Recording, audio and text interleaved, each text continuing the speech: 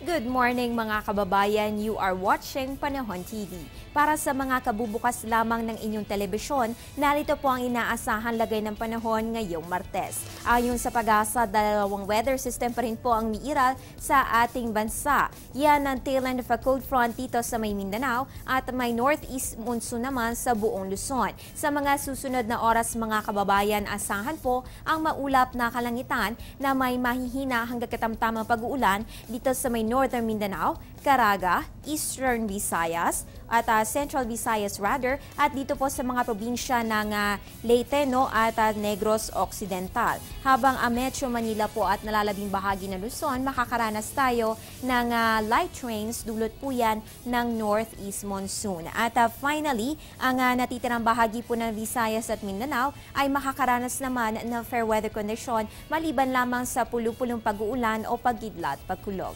Ayon kay Pag-asa Weather Forecaster Buddy Javier, wala naman po tayo na mamataan na kahit naman weather disturbance sa loob ng ating area of responsibility. Samantala sa ating pagka-countdown ng papal visit ni Pope Francis, ayon sa papalvisit.ph, 8 days and 18 hours to go bago po ang kanyang pagdating. Kaya habang iniintay natin siya, narito ang isa sa aming inihandang trivia. Alam niyo ba na dating bouncer sa isang club si Pope Francis?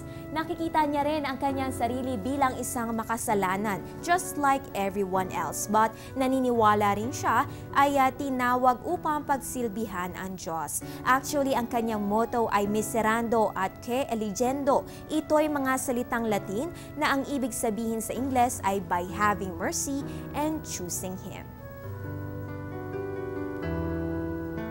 Samantala, para sa ating public service announcement, bilang inyong gabay, idineklara po ng Malacanang ang January 15, 16 at 19 bilang special non-working days sa National Capital Region upang pagbibigay daan sa papal visit ni Pope Francis sa ating bansa. At dyan na nagtatapos ang ating programa, 30 minutong hitik sa impormasyon pang panahon. Samahan niyo kami muli bukas, alas 5 na umaga, para sa nangunguna at nag-iisang all-weather program sa bansa, ang Panahon TV.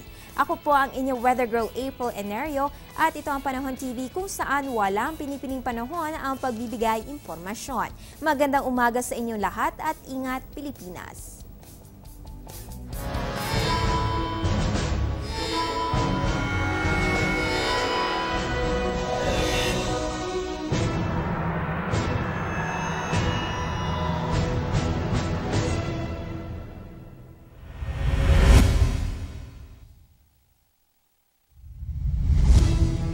Anumang oras, dapat may nakahandang emergency survival kit na madaling bitbitin kung sakaling nagkaroon ng sakuna at kailangan ng lumikas ng tahanan.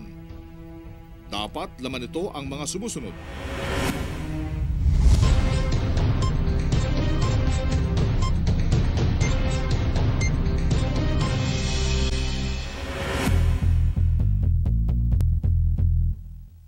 First aid kit na naglalaman ng mga gamot para sa lagnat, LBM, sugat at iba pa.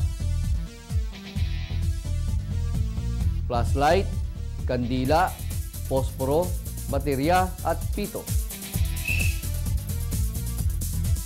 Radyo at baterya. Inubing tubig sa saradong lalagyan. Mga kailangan ng mga sanggol, matatanda at may kapansanan. Ready-to-eat na pagkain na maaaring tumagal ng 2 araw.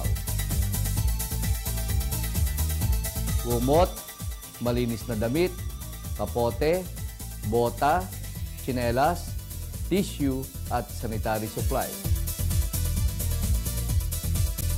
Lubid, dyaryo at matibay na lalagyan ng mga mahalagang bagay. Pera, papel at ballpen.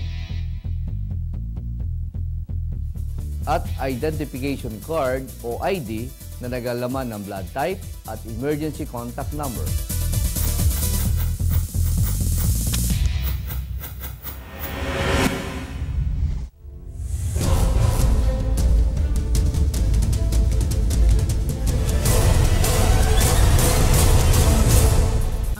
Programang ito ay hatid sa inyo ng Air 21. Sagot ko, padala mo.